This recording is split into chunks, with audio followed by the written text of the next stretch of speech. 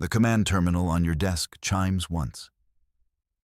It is a sound you have not heard in years, a sound reserved for directives of the highest priority. You silence the ambient noise of your office. The low hum of the station's life support fades away. Your heart beats a little faster. This is it. This is the call that pulls you from the shadows.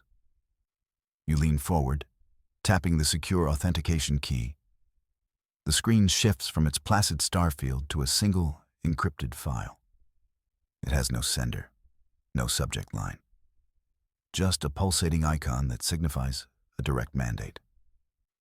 Your fingers dance across the holographic interface. You enter codes known only to you and 3 others. The file unlocks with a soft, digital sigh. The words are stark. They are brutally simple. Your target is a public figure of immense power, a politician whose popularity defies all logic, the Mirror Senator. They call him that for a reason. His policies are chaotic reflections of public sentiment. He shifts with every poll. He promises everything to everyone. The result is galactic instability. Treaties fray, alliances crumble. He is a whirlwind of diplomatic disasters. Your orders are precise. You must investigate his actions. You must uncover the source of this chaos. You are to operate alone. You will have no backup, no official sanction. To the galaxy, you do not exist. Your superiors want answers. The mandate glows with a faint, cold light. It seems to watch you, judging your resolve. The senator's public persona is a mess, a whirlwind of contradictions. But this directive suggests something more. Something hidden beneath the noise, something dangerous. You accept the mission. The file erases itself, leaving no trace. You are now a ghost, hunting a phantom in a house of mirrors. Your first step is to dive into the data. Into the digital storm the senator creates every day. You submerge yourself in an ocean of information. Speeches, policy papers, public appearances. Each one is a data point in a storm of nonsense. The Mirror Senator contradicts himself constantly. He supports isolationism on one channel. He advocates for new alliances on another. The sheer volume of his output is staggering. It is designed to overwhelm, to confuse any rational analysis. It is a strategy of pure, weaponized noise. For days, you sift through the digital chaos. You build complex filters. You design algorithms to search for coherence. Nothing. The data remains a perfect storm of static. It almost feels like a deliberate joke, a cosmic prank played on the galactic stage. But your gut tells you otherwise. This is not random. It is engineered chaos, a fortress built of meaningless words. You decide to look at what is not there. You analyze the silences between his words. And that is when you find it. A whisper beneath the roar. A faint signal. It is not in the content of his speeches. It is in the timing. The precise nanosecond he begins and ends each broadcast. The specific frequencies he chooses. It forms a pattern. A complex repeating sequence that has nothing to do with politics. It is a signal, a beacon, hidden in plain sight. An elegant piece of spycraft, the kind that makes you smile in appreciation. This hidden message is your first real clue. It is a set of star coordinates. They point to a region of space marked as void, an empty patch of the galaxy. It is officially listed as uninhabitable, devoid of stars, devoid of life. They call it the Ghost Quadrant. Your mandate was to investigate the senator. But the data tells you to investigate this place. The senator is not the source. He is the messenger. And you must follow his message to its origin. Your ship cuts through the deep black. The journey to the Ghost Quadrant is silent, lonely. Your vessel is a state-of-the-art stealth corvette. It is designed for missions like this. You are a whisper in the vast emptiness of space. The star charts show nothing ahead, just a great, dark void where star science says nothing should be. Most pilots would avoid this sector. It has a reputation for being haunted. Ships have vanished here without a trace. As you cross the boundary, your sensors flicker. The ship's computer issues a quiet alert. Navigational markers are unstable. The fabric of space-time here is wrong. It feels thin, stretched, like old cloth about to tear. There are no stars, no planets, just a profound and unsettling darkness. The silence is deeper than space should allow.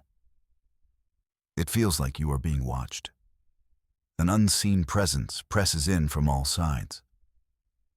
You trust your instruments more than your feelings. But even the instruments are acting strange. They register faint energy signatures that vanish. They report gravitational anomalies that should be impossible.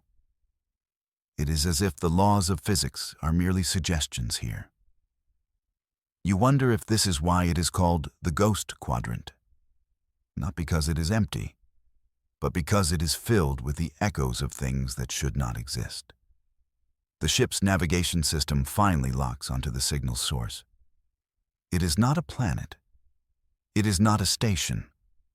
It is a point in empty space. A point that radiates the strange, hidden message. You slow your approach. Your active sensors are useless here. You rely on passive listening, and you hear nothing. The source is perfectly silent. You are a few thousand kilometers away now. You stare out the main viewport into the crushing black. And then it appears. A flicker of light. A distortion in the void. A perfect image of the mirror senator appears before your ship. He stands in empty space, clad in his formal senatorial robes. He looks directly at you. There is no ship, no technology visible around him, just the man himself, or a perfect reflection of him. It is a projection of impossible fidelity. You can see the fine threads in his uniform, the weary lines around his eyes. This is no simple hologram. This feels real, substantial. Your comm system activates on its own. His voice fills your cockpit. It is not the booming, confident voice from the news. It is quiet, urgent, frightened. You should not have come, the reflection says. They will see you. They will know the pattern is broken. He does not wait for a reply. His eyes seem to pierce through your ship's hull. They look directly into your soul. Humanity is not ready for this truth. I created the noise to hide our weakness, to buy us time we did not have. He raises a hand. The space around him shimmers. The Cathar are not what they seem. The peace is a lie, a cage they are building around us. The image begins to degrade. Static washes over the senator's face. You must leave. Forget what you have found. Go back to the chaos. It is the only thing protecting us. His voice dissolves into a cascade of digital noise. The projection vanishes. You are left alone again in the unsettling darkness. A cryptic and impossible warning hangs in the air. Before you can process the senator's message, your ship screams. Alarms blare through the cockpit. A massive energy surge blooms on your sensors. It is a hyperspace rupture, a big one. Something is coming, and it is coming fast. You brace for impact. You divert all power to the shields. A fleet of ships tears its way into normal space. They are not human. Their design is angular, crystalline. They look like sharpened shards of obsidian. You recognize the energy signature instantly. The Cathar, an ancient and powerful alien species. Humanity has a fragile peace treaty with them, a treaty the Mirror Senator has been accused of endangering.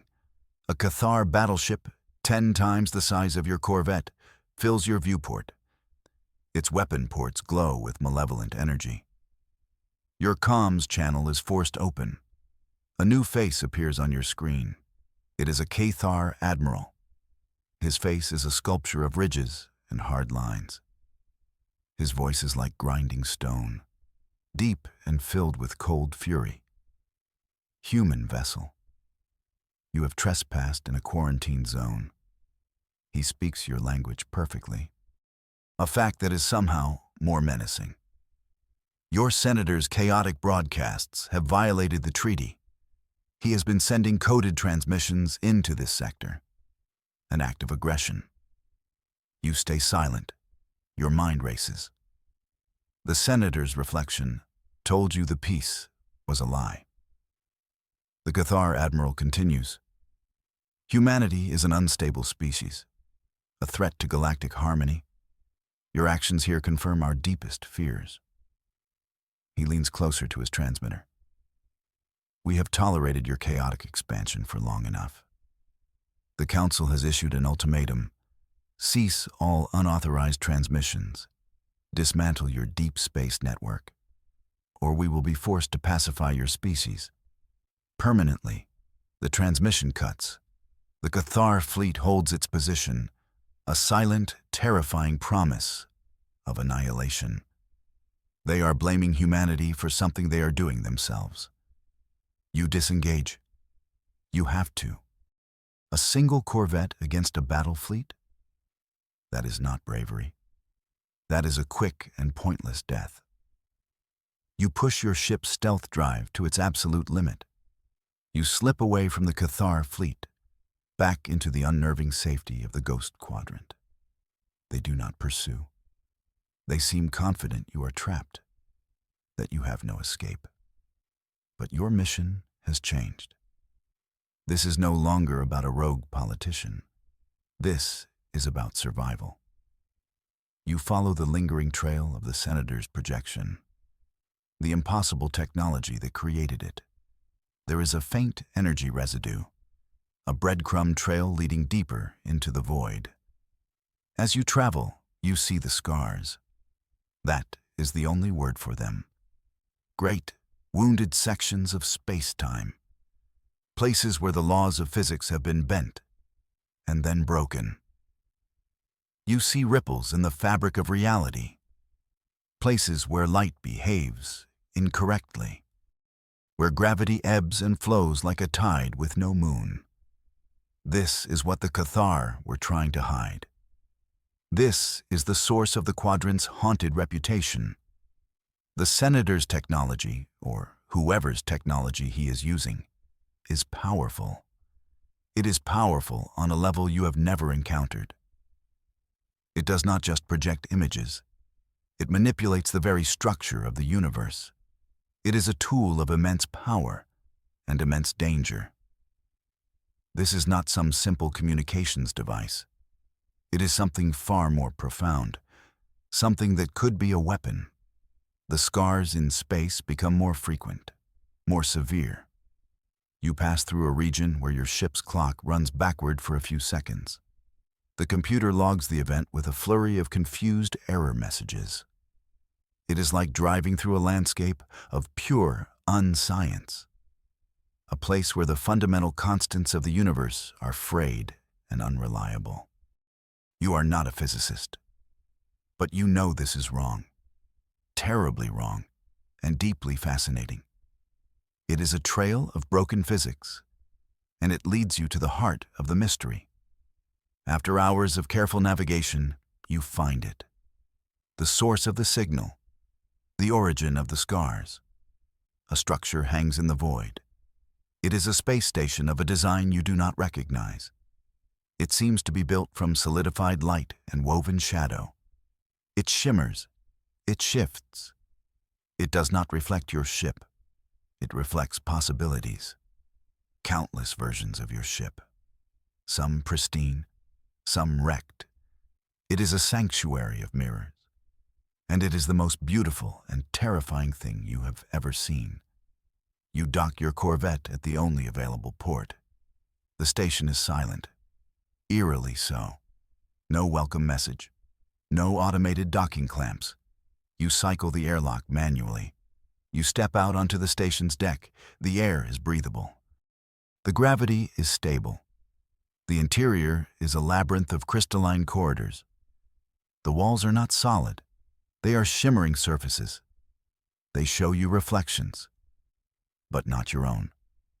You walk past a wall showing a universe where humanity never left its home world. Another shows a timeline where you refuse this mission.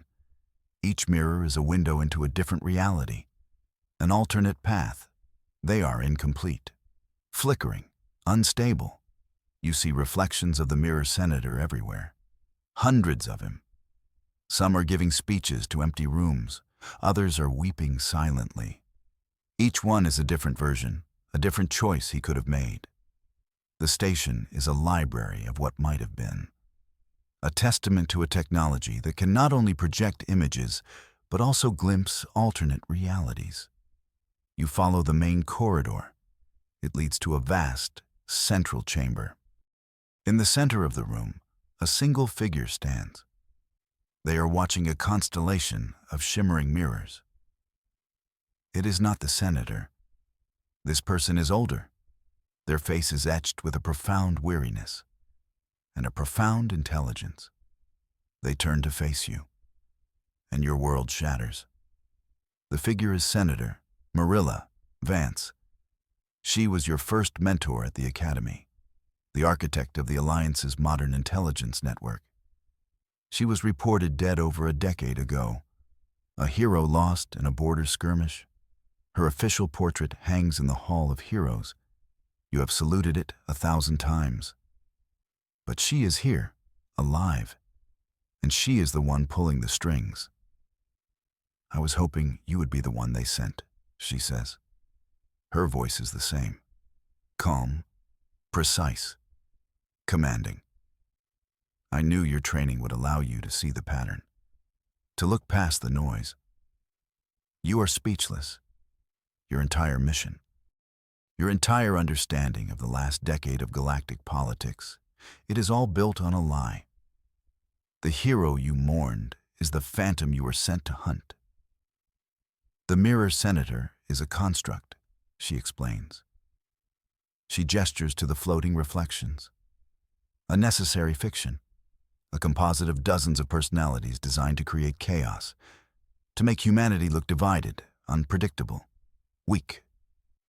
She walks toward you. Her expression is not of a villain. It is one of a weary soldier. You must be wondering why. Why would I do this to our own people? She stops in front of you. Her eyes hold a deep sadness. Because it was the only way to save us. The confession hangs in the air. The architect of this grand deception is not a traitor. She is a patriot, acting from a place beyond conventional orders. The truth she is about to reveal will change everything.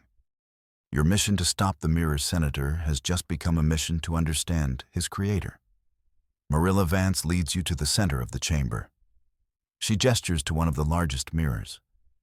The image within is blurry at first. Then it resolves into a secure chamber, a Cathar council room. You see their leaders. They are discussing the peace treaty with humanity. But this is not a political discussion. It is a strategy session. It is a war of pure information.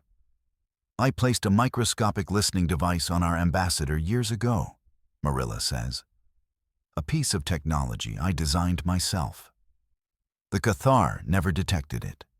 This is what I have been watching for 12 years. The audio from the mirror clarifies. The Cathar are not speaking your language now. They are speaking in their native tongue. Your ship's universal translator activates, and you hear the chilling truth. The Cathar admiral from before is speaking. The humans suspect nothing. Their own internal chaos, fostered by their ridiculous senator, serves our purpose perfectly. Another Cathar laughs, a sound like rocks grinding together.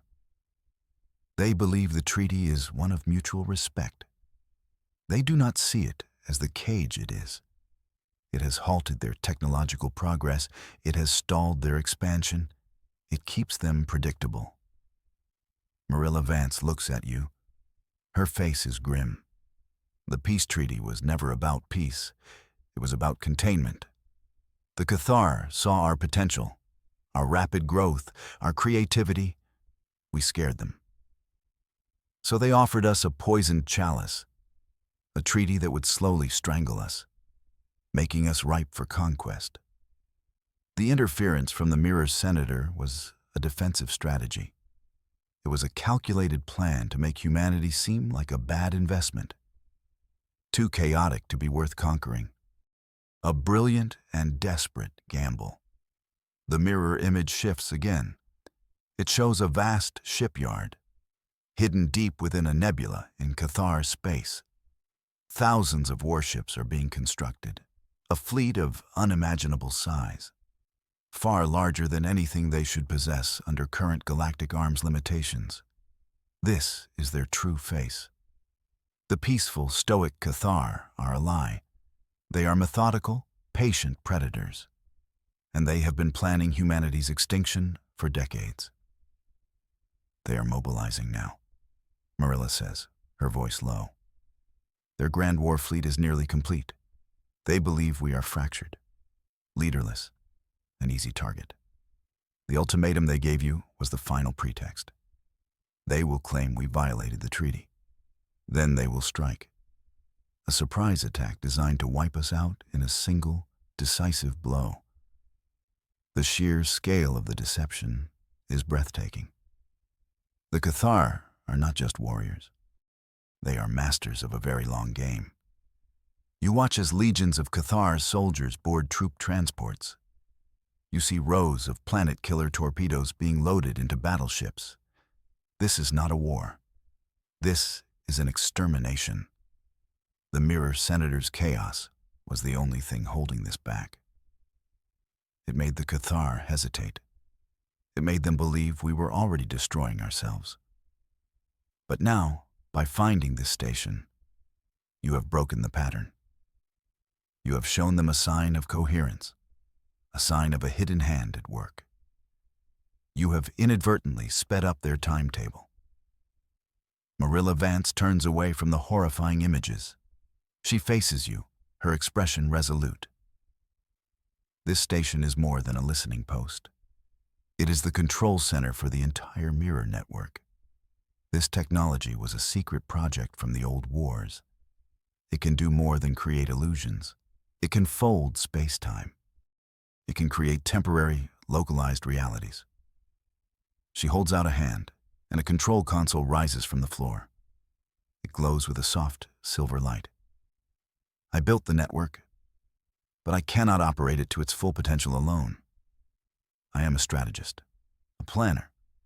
I need a pilot, an operator, someone who can think on their feet, someone with the courage to wield reality as a weapon. She looks at you, her old mentor giving you one final, impossible assignment. I need your help to spring the final trap. I am giving you control of the entire mirror network. The Grand Deception's key is now yours. The console pulses softly. It is waiting for your command. Your mind is a whirlwind. Your original orders are clear. You were to investigate the Mirror Senator, to stop the chaos. You were to report your findings to High Command. That was your duty. That was the oath you swore. But those orders were based on a lie carefully constructed by the Cathar and unwittingly reinforced by your own government. To follow your orders now would be to condemn humanity to extinction. You would be handing the Cathar the final proof they need. Proof that humanity is disorganized and easily defeated. You would be silencing the one warning system you have, the one weapon that can save everyone. Betraying your orders means becoming a traitor. It means siding with a rogue agent, someone officially considered dead, someone who has been manipulating galactic politics for over a decade. But betraying Marilla Vance means betraying your species. It means standing by while the wolves devour the flock. There is no middle ground, no third option. You look at Marilla, at the weary hero who sacrificed her name, her legacy, all to buy a little more time. You look at the console, at the shimmering key to a weapon beyond comprehension. The choice is agonizing, but in your heart, you know it is no choice at all. You place your hand on the console. What are your orders, Commander? A new alarm sounds. Not from Marilla's station. From your own ship still docked at the portal. A long-range proximity alert. They are here, Marilla says, her voice steady. On the main mirror screen, the image changes. It shows the space just outside the Ghost Quadrant. A massive hyperspace rupture is forming, far larger than the one from the patrol fleet. This is it, the main invasion force. The Cathar Armada arrives. It pours out of hyperspace like a flood of black steel. Hundreds of ships, thousands, from small, agile destroyers to moon-sized dreadnoughts. They form up in a precise, terrifying battle formation. They expect to find a weak and divided human fleet. They expect a swift, clean victory. They have no idea what is waiting for them inside this haunted stretch of space. They do not know they are flying into the most sophisticated trap ever conceived. You can feel the power of the station humming beneath your fingertips. The console is an extension of your will. You can feel the network of mirror projectors scattered throughout the quadrant. Ready, waiting for your command. Marilla stands beside you, a quiet confidence in her eyes. They believe this quadrant is empty, she says. They think their sensors are malfunctioning because the space is strange. Let's give them something to look at. This is it, the moment of truth. Time to show them what human interference really looks like. Activate the primary illusion, you command. Your voice does not shake. The station responds instantly. Energy surges through the network. Outside, in the cold void, reality begins to bend. Where the Cathar expected to see an empty approach vector to the human colonies, a new image appears. It is the Sol system, a perfect high-fidelity reflection of humanity's cradle. Earth, Mars, the great orbital rings of Jupiter. It is all there. But it is not just an image. It has mass. It has a gravity signature. It has heat. It is, for all intents and purposes, real. The Cathar fleet hesitates. Their command channels explode with confusion. Their star charts show they are thousands of light years away. But their sensors, and their own eyes, tell them they are on Earth's doorstep. This is the first move in a grand cosmic shell game. You have replaced the board itself. Now, it is time to play. Bring up Protocol Chimera, Marilla orders. You access the file. It is a work of genius. A plan to use the Cathar's own rigid tactics against them. You watch their fleet split into attack wings, just as predicted. They are moving to encircle what they think is a vulnerable planet. They are falling for the illusion completely. You feel a grim sense of satisfaction. Maybe the ship's computer isn't the only one with the personality of a brick. The Cathar seem to have it too. You get to work. You are no longer just a pilot or an agent. You are a god in this small sector of space. You wield reality as both a shield and a sword. For every Cathar ship, you project 3 phantom duplicates of a human battleship. The phantoms have perfect energy signatures. They fire weapons that register as real on Cathar sensors. The enemy fleet is suddenly engaged with a force that outnumbers them 3-1, a force that does not actually exist. Panic grips the Cathar Armada.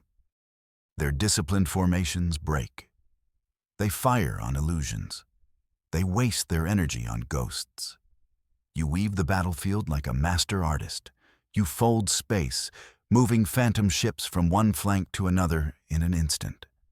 You create fake asteroid fields.